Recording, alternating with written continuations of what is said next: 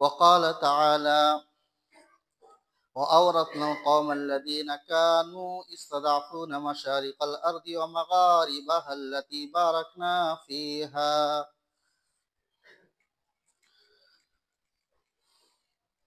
শ্রদ্ধেয় সম্মানিত ও স্নেহের বয়োজ্যেষ্ঠ বয়োকনিষ্ঠ শ্রোতামণ্ডলী, সকল প্রশংসা রব্বুল আলামিনের জন্য। আমরা আল্লাহ রব্বুল আলামিনের প্রশংসা জ্ঞাপনার্থে বলি আলহামদুলিল্লাহ। পরে পরে অসংখ্য দরুদ ও সালাম অবতীর্ণ হোক নবী মুহাম্মদুর রাসূলুল্লাহ সাল্লাল্লাহু তাআলা আলাইহি ওয়াসাল্লামের প্রতি। আল্লাহুম্মা আমিন। আল্লাহুম্মা সাল্লি আলাইহি আল্লাহুম্মা বারিক আলাইহি।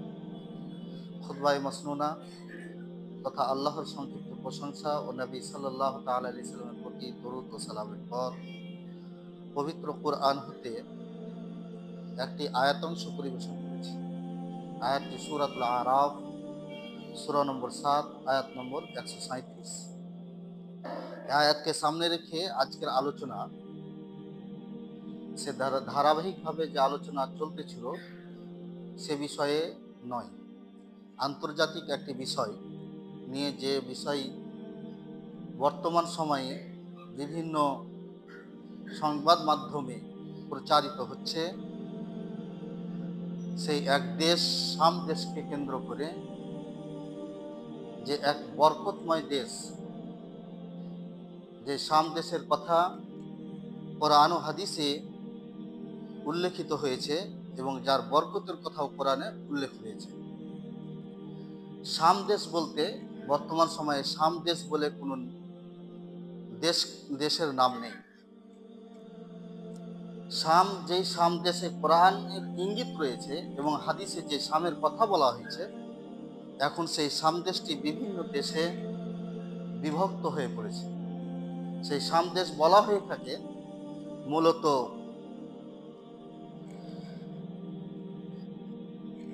সিরিয়া, ফিলিস্তিন, লেবানন, জর্ডান, এই সকল এলাকাকে শাম দেশ বলা হয়, যা এক সময় শাম দেশ নামে অবহিত ছিল। বর্তমানে তা বিভক্ত হয়েছে এই সকল দেশে। সেই দেশ সম্পর্কে কোরআন ও হাদিসের কিছু বিবরণ পাওয়া যায়। আমরা জেনেছি যে ডিসেম্বরের 8 তারিখ এই সিরিয়া বিজয় হয়েছে। সেই কেন্দ্রিক আপনাদের সামনে কোরআন ও হাদিস থেকে সেই শাম দেশ সম্পর্কে আল্লাহ কোরআনে কি বলতে চেয়েছেন তার কিছু বিবরণ আপনাদের সামনে তুলে ধরি।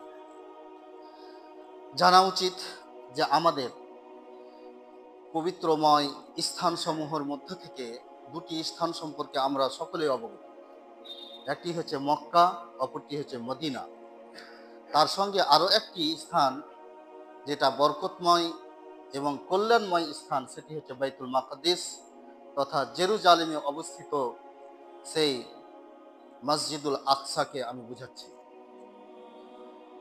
সেই মসজিদুল আকসা কেন্দ্রিক তার আশেপাশের স্থানসমূহ আল্লাহ রাব্বুল আলামিন বরকতময় করে রেখেছেন। এটা কোন দিক দিয়ে বরকতময়? বাহ্যিক ও আভ্যন্তরীণ উভয় দিক দিয়ে বরকতময়। বাহ্যিক সে বরকতময় হচ্ছে এই যে এই দেশটি এমন একটি দেশ যে দেশে আল্লাহ রাব্বুল আলামিন জনপদগুলো খুব কাছাকাছি রেখেছেন, দৃশ্যমান জনপদ রেখেছেন, যা আল্লাহ রাব্বুল আলামিন সূরা ফুসসিলাতের 18 নম্বর আয়াতের মধ্যে উল্লেখ করেছেন। আমি সেই সূরা ফুসসিলাতের 18 নম্বর আয়াত আপনাদের সামনে একটু পরে আলোচনা করব, যে যেই জনপদগুলো দৃশ্যমান জনপদ এবং যা কাছাকাছি জনপদের অন্তর্ভুক্ত, যেখানটি এক নদ নদী এবং গাছপালা বৃক্ষরাজি সর্বদিক দিয়ে যদি দেখা যায় তা সেটি হচ্ছে বরকতময়। ব্যবসার দিক দিয়েও সেটা এক বড় ধরনের ফলপ্রসূ এক এলাকা, যার কারণে মক্কাবাসীরা তাদের সেখানে না চাষ আবাদ হতো না কিছু হতো, যার কারণে মক্কাবাসীরা সেই জনপদে এসেই এই গ্রীষ্মকালীন শীতকালীন সময়ে তারা এই সিরিয়াতে এসে শাম দেশে এসে ব্যবসা করত, যা আল্লাহ রাব্বুল আলামিন সূরা কুরাইশের মধ্যে উল্লেখ করেছেন। লিইলাফি কুরাইশ ইলাফিহিম রিহলাতাশ শিতাই ওয়াস সাইফ।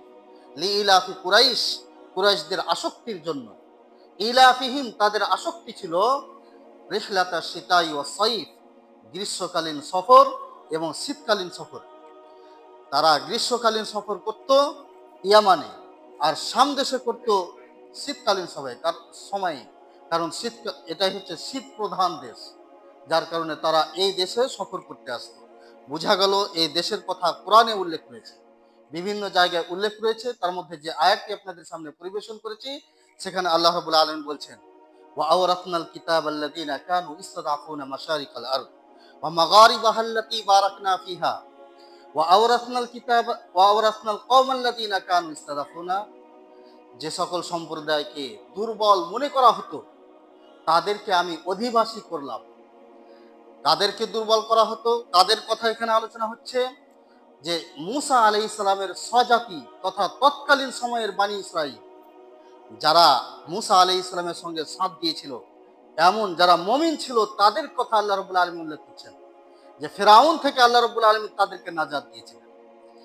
তাদেরকে নাজাত দিয়ে তাদেরকে ফিরআউন তার এবং সৈন্যবাহিনী, এই ফিরআউন মূসা এবং তার স্বজাতিকে দুর্বল মনে করত। আল্লাহ রাব্বুল আলামিন কখনোই যে যারা জালিম তাদের স্থায়িত্ব রাখেন না, এ থেকে ইতিহাস গ্রহণ করা উচিত। আজকের যে সকল বানু ইসরাইলরা, আজকের যারা ইসরাইল নামে আজকে মুসলিমদের প্রতি অত্যাচার করছে, তাদের এটা জেনে রাখা উচিত, তাদের থেকে শিক্ষা নেওয়া উচিত যে আল্লাহ রাব্বুল আলামিন তাদেরকেও এক সময় ফিরআউনের কবল থেকে নাজাত দিয়েছিলেন। অতএব জুলুম ও অত্যাচার আল্লাহ রাব্বুল আলামিন কখনোই পছন্দ করেন না। আজকেও যদি তারা মুসলিমদের প্রতি বা অন্যান্য ধর্মাবলম্বীদের প্রতি, এক কথায় মানুষের প্রতি তারা যদি অত্যাচার করে, আল্লাহ রাব্বুল আলামিন তাকেও ছাড় দিবেন না। বর্তমান সময়ে আমরা দেখতে পাচ্ছি যে একের পর এক ইসলামের বিজয় ঘটছে এবং যারা জালিম এবং অত্যাচারী শাসক তারা পলায়ন করতে বাধ্য হচ্ছে।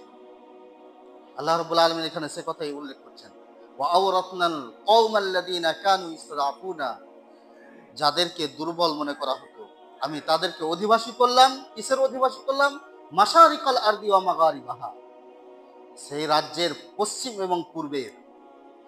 আল্লাযী বারাকনা ফিহা, যাতে আমি বরকত রেখেছি, যাতে আমি বরকত দান করেছি। তাহলে বোঝা গেল যে ফিরআউনের সময়কালেও আল্লাহ রাব্বুল আলামিন উল্লেখ করছেন যে সেই দেশে, এখানে সেই রাজ্য বলতে এখানে শাম দেশকে বোঝানো হয়েছে, আর শাম দেশে আল্লাহ রাব্বুল আলামিন বরকত নাযিল করেছেন। বরকত কাদের জন্য বরকত? বনী ইসরাঈলরা কি মনে করতে পারে শুধু আমাদের জন্য বরকত? না, সারা বিশ্ববাসীর জন্য সে বরকত আল্লাহ রাব্বুল আলামিন উল্লেখ করেছেন।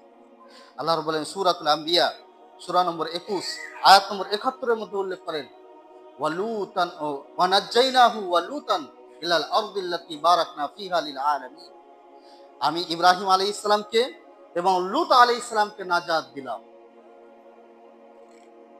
ওয়া নাজ্জাইনাহু ওয়ালুতান ইলাল আরদিল্লাতী, এমন দেশে নিয়ে গিয়ে যে দেশ ছিল বারাকনা, যাকে আমি বরকতময় করেছি, যাতে আমি বরকত দান করেছি, লিল আলামিন, বিশ্ববাসীর জন্য, সারা বিশ্ববাসীর জন্য সেই শাম দেশকে আল্লাহ রাব্বুল আলামিন বরকতময় করে রেখেছেন। সেই শাম দেশ, যে শাম দেশ সম্পর্কে আমরা সকলেই জানি যে আমাদের নবী মুহাম্মদ রাসূলুল্লাহ সাল্লাল্লাহু তাআলা আলাইহি সাল্লামের এক ইতিহাস বিজড়িত একটি দেশ, ইতিহাস বিজড়িত দেশ। সেই জেরুজালেমের কথা আল্লাহ রাব্বুল আলামিন উল্লেখ করেন যে নবী মুহাম্মদ রাসূলুল্লাহ সাল্লাল্লাহু তাআলা আলাইহি সাল্লামকে তার নিজ কাছে ডেকে আল্লাহ রাব্বুল আলামিন আমাদেরকে এক বড় উপঢৌকন দান করেছিলেন, তা হচ্ছে সালাত। যে সালাত আমরা 5 ওয়াক্ত পড়ে থাকি, সেই সালাত আমাদের সকল ইবাদত সমূহের মধ্যে থেকে সবচাইতে গুরুত্বপূর্ণ এবং উত্তম ইবাদত হচ্ছে সালাত। সেই সালাত আল্লাহ রাব্বুল আলামিন আমাদেরকে যেখানে দান করেছিলেন সেটা হচ্ছে মেরাজে। সেই মেরাজ আল্লাহ রাব্বুল আলামিন নবী সাল্লাল্লাহু তাআলা আলাইহি সাল্লামের মেরাজ যে হয়েছিল, তো প্রথমে ইসরা হয়েছে। ইসরা মানে রাত্রি চলনের মাধ্যমে আল্লাহ রাব্বুল আলামিন বাইতুল হারাম থেকে নিয়ে বাইতুল মাকদিস পর্যন্ত রাতারাতি নিয়ে এসেছিলেন। আল্লাহ রাব্বুল আলামিন সে কথা সূরা বনী ইসরাঈলের প্রথম নম্বর আয়াতে উল্লেখ করেন, সুবহানাল্লাযী আসরা বিআবদিহি লাইলাম মিনাল মাসজিদিল হারাম ইলাল মাসজিদিল আকসাল্লাযী বারাকনা হাওলা লিনুরিয়াহু মিন আয়াতিনা ইন্নাহু হুয়াস সামিউল বাসীর। সুবহানাল্লাযী আসরা, সেই সত্তা পবিত্র, সেই সত্তা হচ্ছে পবিত্রময়, যে সত্তা কি করেছেন, আসরা বিআবদিহি, তার নিজ বান্দাকে রাতারাতি নিয়ে গেছেন। কোথায় নিয়ে গেছেন? মিনাল মসজিদিল হারাম, মসজিদে হারাম তথা বাইতুল্লাহ থেকে, ইলাল মসজিদিল আকসা, মসজিদে আকসা পর্যন্ত, আল্লাযী বারাকনা হাওলা, যার আশপাশকে, যার পরিবেশকে আল্লাহ রাব্বুল আলামিন বরকতময় করে রেখেছেন। মসজিদুল আকসা সেই জেরুজালেম, যা এখন সেই ইসরায়েলদের হাতে, তার আশপাশ বরকতময় আল্লাহ রাব্বুল আলামিন কথা এই আয়াতে উল্লেখ করছেন। তথা পুরো সিরিয়া, পুরো ফিলিস্তিন, লেবানন, জর্ডান, এগুলো সব হচ্ছে বরকতময় এলাকা, যা শাম দেশ বলে আগে ছিল। নবী সাল্লাল্লাহু তাআলা আলাইহি সাল্লামের সময় সেটাকে শাম দেশ বলে জানা যেত, শাম দেশ নামে অভিহিত ছিল। সেই শাম দেশ হচ্ছে বরকতময়। আল্লাহ কোরআনে বলছেন বারাকনা হাওলাহু লিনুরিয়াহু মিন আয়াতিনা, এই জন্য আমি নবী সাল্লাল্লাহু তাআলা আলাইহি সাল্লামকে ভ্রমণ করালাম, যাতে করে আমি আমার নিদর্শন সমূহ দেখাই। এই আয়াতে আল্লাহ রাব্বুল আলামিন এই এলাকাকে বরকতময় বললেন। আবারও আল্লাহ রাব্বুল আলামিন সূরা আম্বিয়ার 21 নম্বর সূরার 81 নম্বর আয়াতে উল্লেখ করেন। সেখানে আল্লাহ রাব্বুল আলামিন বলেন, ওয়ালি সুলাইমান আর-রিহা আসিফাতান তাজরি বিআমরি, আমি সুলাইমান আলাইহিস সালামের জন্য সেই প্রবল বায়ুকে তার বশীভূত করে দিলাম। সেই বায়ু প্রবাহিত হতে থাকে তারই নির্দেশ ক্রমে। অর্থাৎ আল্লাহ রাব্বুল আলামিন সুলাইমান আলাইহিস সালামের জন্য বায়ুকে বশীভূত করে দিয়েছিলেন। তিনি যেমন যখন নির্দেশ করতেন তেমনই সেই বায়ু তাকে নিয়ে চলে যেত তার সিংহাসন সহ। তার সিংহাসন সহ যেখানে যাব মনে করতেন সুলাইমান আলাইহিস সালাম সেখানে চলে যেতে পারতেন। হাদিসের মধ্যে এসে ব্যাখ্যাকাররা ব্যাখ্যা করেছেন যে 1 মাসের দূরত্ব তিনি ক্ষণিক সময়ের মধ্যে, অল্প সময়ের মধ্যে চলে যেতে পারতেন সেই বায়ুর সাহায্যে। বায়ুকে নির্দেশ করতেন আর সেই বায়ু সুলাইমান আলাইহিস সালামকে নিয়ে চলে যেতেন। সেই কথাই আল্লাহ রাব্বুল আলামিন এখানে উল্লেখ করছেন, ওয়ালি সুলাইমান আর-রিহা আসিফাতান তাজরি বিআমরি, সেই ইলাল আরদিল্লাতি বারাকনা ফিহা, সেই জমিন পর্যন্ত যে জমিনে আমি বরকত, যে জমিনকে আমি বরকতময় করেছি, যে জমিনে আমি বরকত দান করেছি, তথা বাইতুল মাকদিস সম্পর্কে আল্লাহর এই শাম দেশ সম্পর্কে আল্লাহ রাব্বুল আলামিন উল্লেখ করছেন যে এই সেই শাম দেশ পর্যন্ত সে চলে যেত যেখানে আমি বরকত দান করেছি। এখানেও আল্লাহ রাব্বুল আলামিন সেই শাম দেশের কথা উল্লেখ করছেন এই আয়াতের মধ্যেও, যেখানে বরকতের কথা উল্লেখ করেছেন। আরো যে সূরা ফুসসিলাতের মধ্যে, ফুসসিলাতের 18 নম্বর আয়াত আল্লাহ উল্লেখ করেন যে সূরা, এখানে ফুসসিলাত তথা সাবা সূরা, সাবা জাতি, তাদের প্রতি তাদের কথা উল্লেখ করতে গিয়ে আল্লাহ উল্লেখ করছেন ওয়া বাইনাহু ওয়া বাইনাল কুরাল্লাতি কুরান যাহিরাতা ওয়া কদ্দারনা ফিহা সাইর, তাদের মাঝে এবং সেই জনপদের মাঝে। এখানে সেই জনপদ বলতে অধিকাংশ মুফাসসিরিন কেরাম বলেছেন যে শাম দেশ, তথা শাম দেশ এবং সাবা তথা ইয়ামান দেশের মাঝে আমি নির্ধারণ করে দিয়েছি কুরান যাহিরা। কুরান যাহিরাতের 2টি অর্থ উল্লেখ করা হয়েছে। এক, প্রথম অর্থ হচ্ছে দৃশ্যমান জনপদ সমূহ। এই 2 জনপদের মাঝে আমি দৃশ্যমান অনেক জনপদ রেখেছি। আবার কেউ কেউ বলেছেন সংযুক্ত জনপদ সমূহ, মানে একের পর এক জনপদ, যেখানে ব্যবসায়িকরা ব্যবসা করতে এসে কখনোই হীনমন্যতায় ভুগবে না, আশঙ্কা, তারা কখনো আশঙ্কায় পড়বে না, ভয়ে ভীত হবে না। কারণ জনপদ শূন্য এলাকা হলে ডাকাতির ভয় থাকে, রাত্রি যাপন করার ভয় থাকে, এমন কোনো ভয়ের কোনো কারণ নেই। আমি সেটাকে বরকতময় করেছি। কুরআন যাহিরা, যে এলাকাটি হচ্ছে বরকতময়।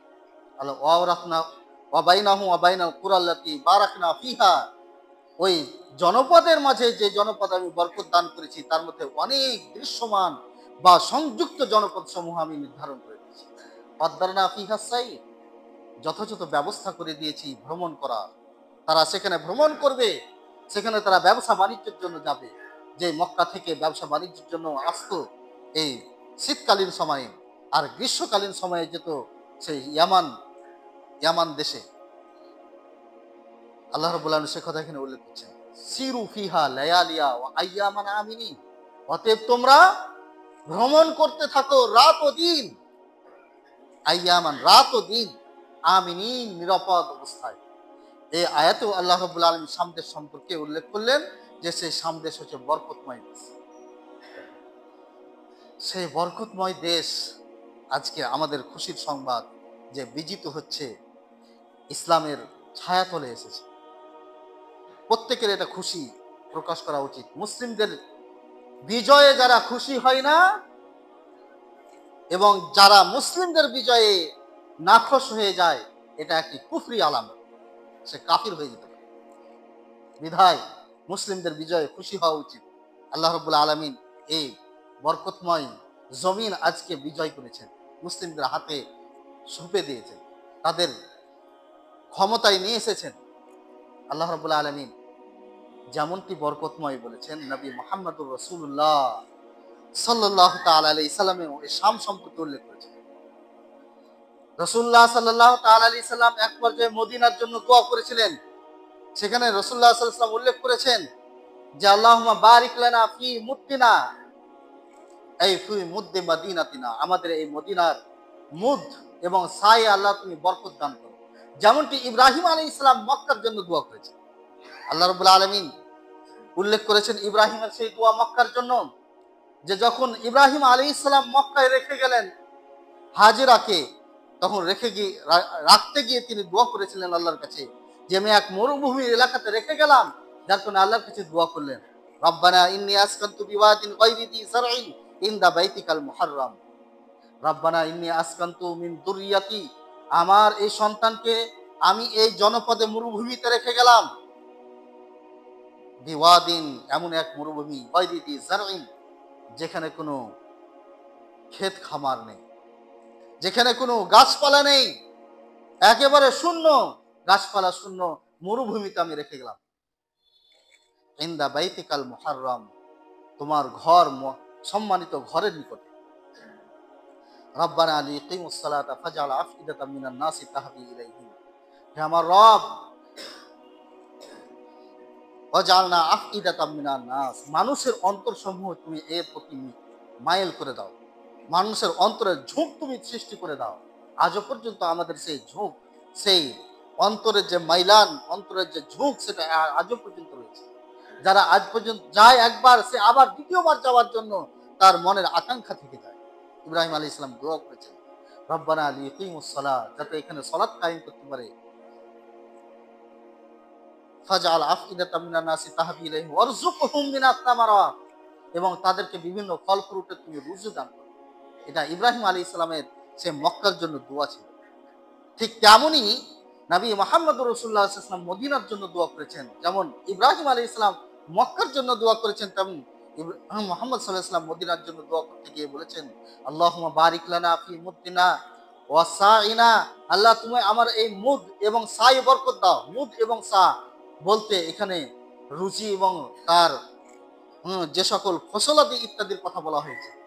মুদ এবং সা, এটাকে বলা হয় একটি পাত্র বিশেষ, মাপক পাত্র বিশেষ, মাপার একটি পাত্র, মাপক পাত্র বিশেষকে মুদ বলা হয় এবং সা বলা হয়। আমরা সা সম্পর্কে অনেকেই জানি যে আমাদের প্রত্যেকের ঈদুল ফিতরের যখন এসে যায়, তখন যাকাতুল ফিতর আমরা দিয়ে থাকি এক সা পরিমাণ। সেই সা সম্পর্কে এখানে আল্লাহ রাসূল সাল্লাল্লাহু আলাইহি ওয়াসাল্লাম বলেছেন, এটা এক মাপক পাত্র বিশেষ, এমন একটি পাত্র যাতে মেপে দেওয়া হয়। রাসূলুল্লাহ সাল্লাল্লাহু আলাইহি ওয়াসাল্লাম এই মুদ এবং সা এর নাম উল্লেখ করে দোয়া করলেন। ঠিক তেমনি রাসূলুল্লাহ সাল্লাল্লাহু তাআলা আলাইহি ওয়াসাল্লাম ইয়ামান সম্পর্কে এবং সেই শাম সম্পর্কে দোয়া করেছেন, যা ইমাম বুখারী রাহিমাহুল্লাহ এই হাদিসটি বিভিন্ন জায়গায় উল্লেখ করেছেন। ইমাম মুসলিমও নিয়ে এসেছেন এই হাদিসটিকে, ইমাম তিরমিজিও বর্ণনা করেছেন। তার মধ্যে থেকে ইমাম বুখারী রাহিমাহুল্লাহর একটি হাদিস আমি তুলে ধরছি, যা 2097 নম্বর হাদিস, 2094 নম্বর হাদিস, যা আব্দুল্লাহ ইবনে উমর রাদিয়াল্লাহু তাআলা আনহু থেকে বর্ণিত। তিনি বলেন যে রাসূলুল্লাহ সাল্লাল্লাহু আলাইহি ওয়াসাল্লাম বর্ণনা করেছেন, যাকারান নবী সাল্লাল্লাহু তাআলা আলাইহি ওয়াসাল্লাম, যে নবী সাল্লাল্লাহু তাআলা আলাইহি ওয়াসাল্লাম বর্ণনা করেছেন। এক বর্ণনায় পাওয়া যায় যে তিনি খুতবা দেওয়া কালীন এই কথা তিনি বলতেছিলেন, খুতবা দিতে গিয়ে তিনি বলতেছিলেন যে আল্লাহুম্মা বারিক লানা ফি শামিনা, হে আল্লাহ তুমি আমাদের জন্য আমাদের শাম দেশে বরকত দাও। রাসূলুল্লাহ সাল্লাল্লাহু তাআলা আলাইহি সাল্লাম শাম দেশকে নিজের দেশ বলে উল্লেখ করেছেন। ফি শামিনা, আমাদের শাম দেশে, আমাদের শাম দেশ বলে উল্লেখ করেছেন। নিজের করে নিয়ে তিনি এই দোয়া করেছেন, আল্লাহুম্মা বারিক লানা ফি শামিনা, হে আল্লাহ তুমি আমাদের শামে বরকত দাও, অফি ইয়ামানিনা, আমাদের ইয়ামান দেশেও তুমি বরকত দাও। পরবর্তীতে ইয়ামানের কথা উল্লেখ করলেন, তাহলে শামের মর্যাদা আরো বেশি। অফি ইয়ামানিনা। তারপরে রাসূলুল্লাহ সাল্লাল্লাহু আলাইহি সাল্লামকে জিজ্ঞাসা করা হলো, সাহাবায়ে কেরাম জিজ্ঞাসা করলেন, ক্বালু অফি নাজদিনা, হে আল্লাহর রাসূল আপনি নাজদ সম্পর্কে একটু বলুন। নাজদ বলা হয়ে থাকে উঁচু ভূমিকে, প্রত্যেক উঁচু ভূমিকে নাজদ বলা হয়। আর এখানে নাজদ ভূমি বলতে অনেকে উল্লেখ করেছেন যে ইরাক এবং ইরাকের পার্শ্ববর্তী এলাকাকে নাজদ বলা হচ্ছে। রাসূলুল্লাহ সাল্লাল্লাহু আলাইহি ওয়াসাল্লামকে যখন বলা হলো ফি নাজদিনা, হে আল্লাহর রাসূল আপনি নাজদ সম্পর্কে একটু দোয়া করুন, তখন রাসূলুল্লাহ সাল্লাল্লাহু আলাইহি ওয়াসাল্লাম এদিকে কর্ণপাত না করে আবার তিনি দোয়া করছেন, আল্লাহুম্মা বারিক লানা ফি শামিনা, হে আল্লাহ আপনি আমাদের জন্য আমাদের শামে বরকত দিন, ওয়াফি ইয়ামানিনা, এবং আমাদের ইয়ামানে বরকত দিন। রাসূলুল্লাহ সাল্লাল্লাহু তাআলা আলাইহি ওয়াসাল্লামকে আবার সাহাবায়ে কেরাম বলছেন, ক্বালু ইয়া রাসূলুল্লাহ, হে আল্লাহর রাসূল ওয়াফি নাজদিনা, আপনি নাজদ সম্পর্কে একটু দোয়া করুন। তখন রাসূলুল্লাহ সাল্লাল্লাহু তাআলা আলাইহি ওয়াসাল্লাম বলছেন, রাবী বলছেন, ফাআদুল্লুহু, আমি মনে করলাম যে ক্বালা ফি সালিসা, তিনি তৃতীয়বারে এই কথা বলছেন, আজ-জালাজিলু ওয়াল ফিতান, এখানে ভূমিকম্প হবে, এখানে ফিতনার আবির্ভাব ঘটবে, এবং এখানে শয়তানের সেই সিং উত্থাপিত হবে। ইয়াতলু বিহা শায়াতিন, শয়তানের যে সিং সেখানে উত্থাপিত হবে, তথা এই জায়গাটি ফিতনাতে পরিপূর্ণ থাকবে, এবং এই জায়গাটা ফিতনার জায়গা বলে এখানে জালজালা তথা ভূমিকম্প, ভূমিধস হতে থাকে। রাসূলুল্লাহ সাল্লাল্লাহু আলাইহি ওয়াসাল্লাম তার জন্য সেখানকার জন্য দোয়া করেন। তাহলে এখানে শাম সম্পর্কে আমরা জানতে পারলাম যে রাসূলুল্লাহ সাল্লাল্লাহু আলাইহি ওয়াসাল্লাম স্বয়ং নিজের শাম দেশ বলে উল্লেখ করেছেন এবং তার জন্য বরকত কামনা করেছেন।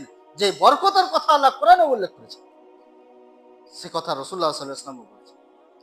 আরো একটি হাদিস পাওয়া যায় যে রাসূলুল্লাহ সাল্লাল্লাহু তাআলা আলাইহি ওয়াসাল্লাম উল্লেখ করেন, ইবনু হাওয়ালা থেকে বর্ণিত, হাদিসটি আবু দাউদে বর্ণিত হয়েছে, 2483 নম্বর হাদিস, যে ইবনু হাওয়ালা রাদিয়াল্লাহু তাআলা আনহু বলেন যে রাসূলুল্লাহ সাল্লাল্লাহু তাআলা আলাইহি সাল্লাম বলেছেন, সায়াসিরুল আমরু ইলা আন তাকুনু জুন্নাতান মুজান্নাদা, অতি সত্বর ইসলামের বিস্তার লাভ করবে, ইসলাম বিভিন্ন জায়গায় ছড়িয়ে যাবে,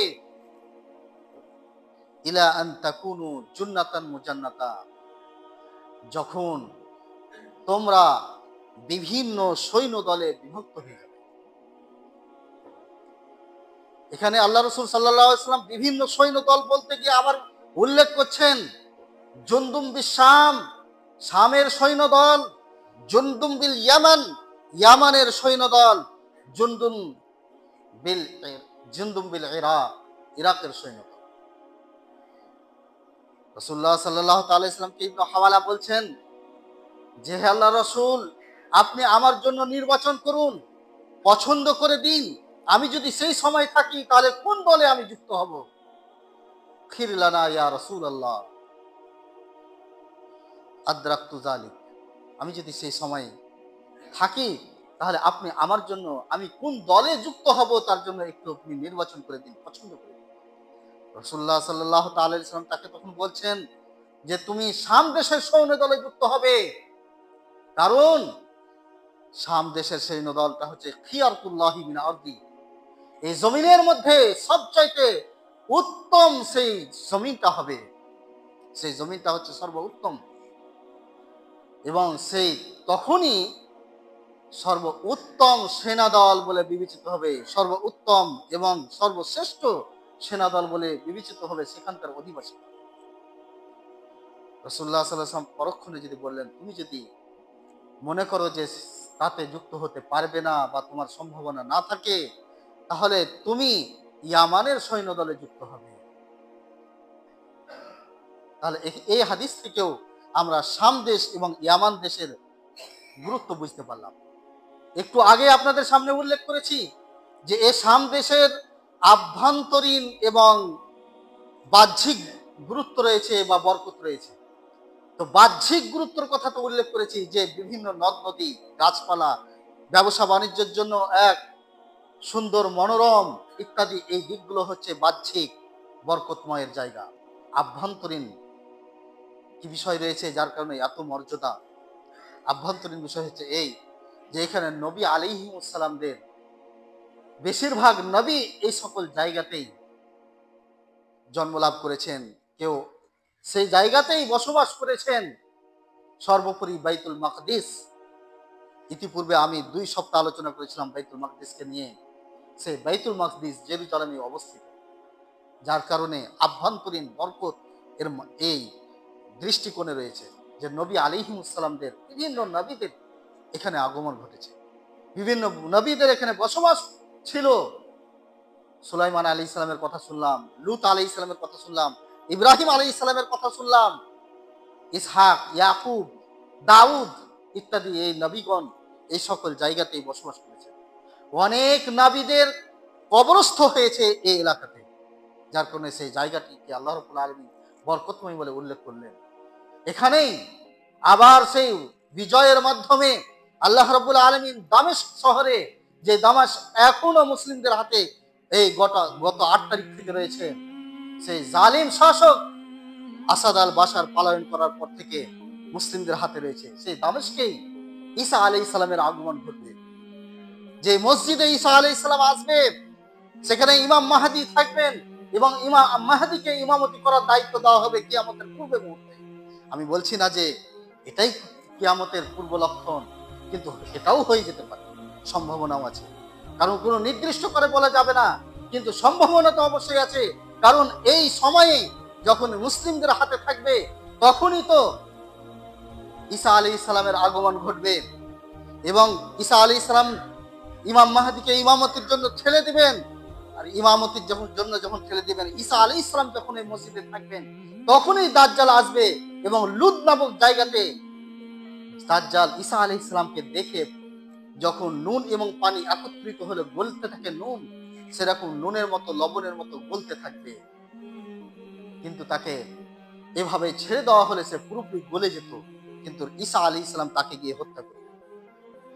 তাহলে এই কিয়ামতের পূর্ব মুহূর্তে এটা ঘটবে সেই শাম দেশেই, যার কারণে শাম হচ্ছে এক বরকতময় এলাকা, বরকতময় দেশ।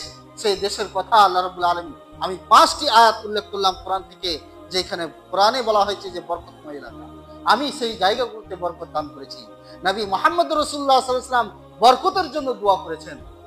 আল্লাহ রাব্বুল আলামিন যেন সেই শামকে বিজয় আল্লাহ দান করেছেন, এই বিজয় যেন আরো প্রসারিত করতে পারেন।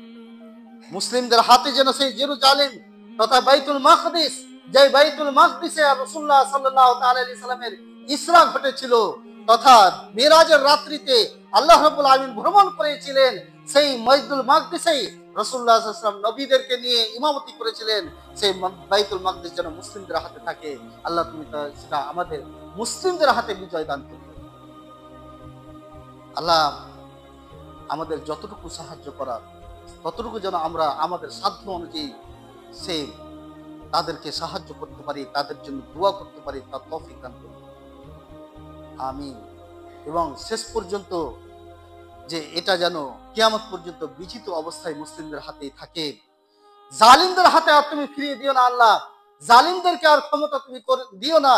সেই জালিমদের থেকে মুসলিমদেরকে তুমি নিষ্কৃতি দান করিও, আমিন। এর বিস্তার তুমি সারা পৃথিবীতে ছড়িয়ে দাও এবং সারা পৃথিবীর মুসলিমরা যে আজকে জর্জরিত, অত্যাচারিত, লাঞ্ছিত, ঘৃণিত, সেটা তুমি পরিবর্তন করে দিয়ে জালিমের অত্যাচার থেকে আমাদেরকে নিরাপত্তা তুমি দান করো, নিরাপদ স্থানে তুমি আমাদেরকে ফিরিয়ে নিয়ে যাও। আমরা যেন স্বস্তির সঙ্গে এই জীবন ত্যাগ করতে পারি, তার তৌফিক দান করো, আমিন। ইহজগতে শান্তি এবং পরজগতে মৃত্যুর পরেও যেন আল্লাহ তুমি আমাদেরকে জান্নাত দিও, জাহান্নাম থেকে মুক্তি দান করিও, তার তৌফিক দান করো, আমিন। ওয়া আখিরু দাওয়ানা আলহামদুলিল্লাহ। ইন্নাল হামদালিল্লাহি নাহমাদুহু ওয়া নুসাল্লি আলা রাসূলিল কারীম মা বা'দ আউযু বিল্লাহি মিনাশ শাইতানির রাজীম বিসমিল্লাহির রহমানির রহিম ফাবাশশিরিল ইবাদ আল্লাযীনা ইয়াসতামিউনাল কাওলা ফায়াত্তাবিউনা আহসানা। আল্লাহ বলেন, আমার বান্দাদের সুসংবাদ দিয়ে দাও যারা কথাগুলো খুব মনোযোগ সহকারে শুনে, যার উত্তম তার অনুসরণ করে। আজকের আলোচনায় কোরআন ও হাদিস থেকে যতটুকু আলোচিত হয়েছে তা গ্রহণ করার মাধ্যমে আমরা যেন সুসংবাদ প্রাপ্ত বান্দা হতে পারি, তার তৌফিক দান করো, আমিন। আমরা এই জীবনে তথা সকল মুসলিমরা যেন শান্তিতে বসবাস করতে পারি, শান্তির মাধ্যমেই যেন আমরা জীবন ত্যাগ করে সেই জাহান্নাম থেকে মুক্তি এবং জান্নাত পেতে পারি, তার তৌফিক দান করো, আমিন। ওয়া আখিরু দাওয়ানা আলহামদুলিল্লাহ।